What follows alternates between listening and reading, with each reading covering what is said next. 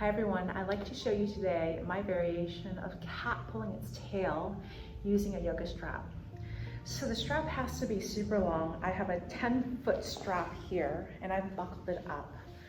Have it loose or a larger loop and you can create more tension in the strap as we kind of loop up the leg and find what tension is right for us. Let's start off with the right leg in our cat pulling its tail. Take your strap, make sure it's already buckled up, and you're going to double loop your right foot. Reason being is that it won't slip off the foot. So I'm going to double loop my right foot as I'm here. The key is to make sure that the strap is not over the leg, the left leg. You're going to step over the strap so it's underneath. That way the strap doesn't head right in the middle of your body. And then as you're ready, you're gonna bend the right leg and just take that right heel towards your left glute. And I'm gonna take the strap over my left shoulder. So right foot, left shoulder, like a purse. So this is what it looks like as I'm here. So my leg is over, left leg is over. Now I'm gonna land down, so I'm gonna turn towards the side so you can see. So I'm going to slowly and carefully land down. I can start off without the strap on my shoulder so that I can kind of tempo into this knee because you want to make sure there's no knee pain. So you're going to come on down and then take this strap over your shoulder. I can already tell it's too taut, too tight, so I'm going to loosen it a little bit. I should have started off with a larger loop. And I'm going to place it over my left shoulder. Then from here, I have a handy dandy bolster. So you can see my right leg is in the strap. It's in, right here, it's in a nice quad stretch, a hip flexor stretch here. That's the intention. And I'm gonna add a little bit of a twist. So this left leg is gonna go towards the bolster as I'm here. This strap is holding on towards my right leg and I'm gonna slowly start to open up my arms into T position.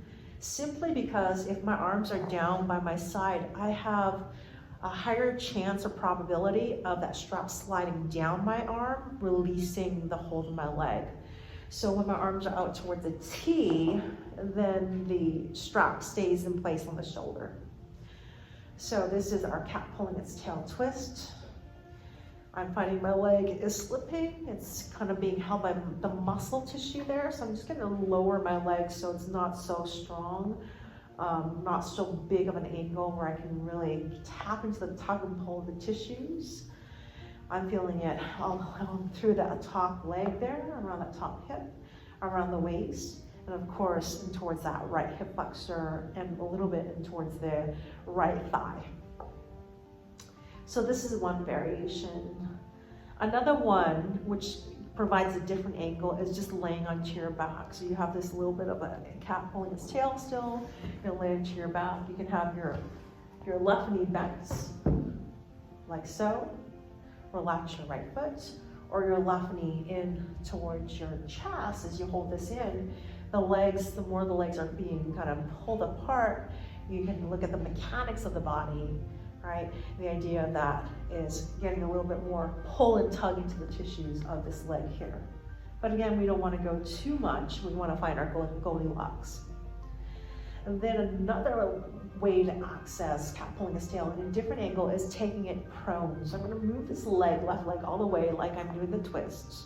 I'm just going to slowly and carefully roll onto my belly.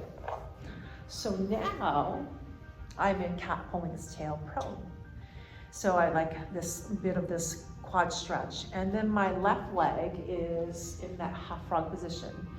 Now, if it's too much load, what you want to do is straighten out that left leg so your right leg can just hang out into kind of this half sphinx position instead. Otherwise, if you're looking for a little bit more pull in the tissues without it being excessive, right? And then you're going to slide that left knee up. Now you can take your elbows down towards the ground as you're here, or let your forehead rest in the back of your hands. Do what feels right for you. And each pose, whatever angle you choose, or whatever cat pulling its tail variation you choose, stay in it for about 3, maybe 5 minutes. But again, you want to find that right amount of tug and pull in the tissues, the in tissues. How I like to get out is gently releasing the strap from my shoulder and letting my right leg unravel. So I can feel that rush of fluid, the openness, and the different kind of textures of the tissues, the sensations, the echo, the rebounds. A lot of times I like to just lay onto my back into our pentacle or our starfish or just a mini shavasana, and just pause and just notice. So there is my tutorial on using one strap and probably a bolster or a pillow for cat pulling tail in different angles, different variations, targeting the tissues in different ways. All right, hope this has been helpful and have a great day. Namaste.